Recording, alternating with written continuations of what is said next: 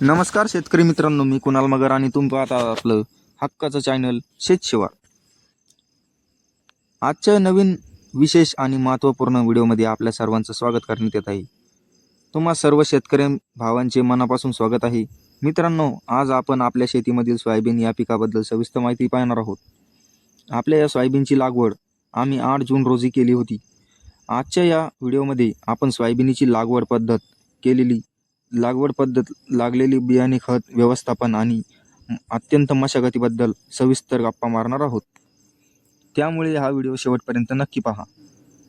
मित्रांनो, यावर्षी आम्ही सोयाबीनची लागवड करताना पारंपरिक पद्धतीऐवजी टोकन यंत्राच्या म्हणजेच प्लॉटरचा वापर केला आहे.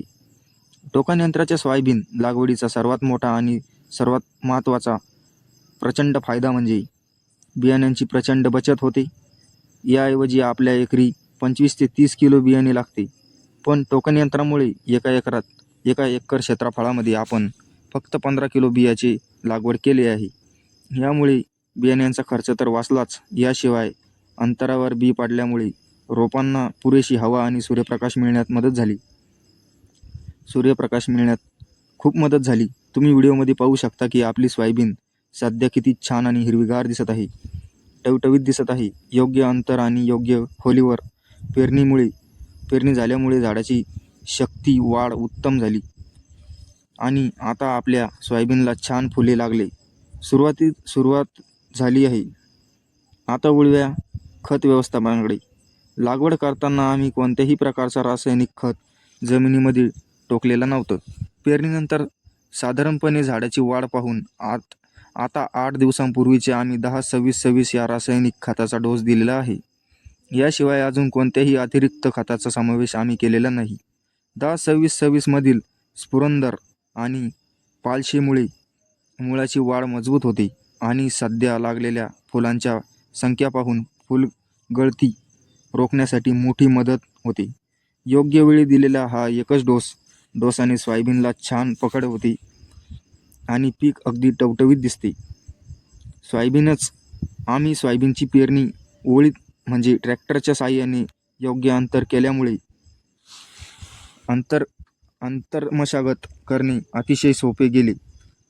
पिकातील आणि नियोजनात ठेवण्याची आणि जमिनीची हवा खेळती ठेवण्यासाठी आम्ही आतापर्यंत 2दा डवरणी म्हणजे डवरे हाकलले आहे पूर्ण केली आहे.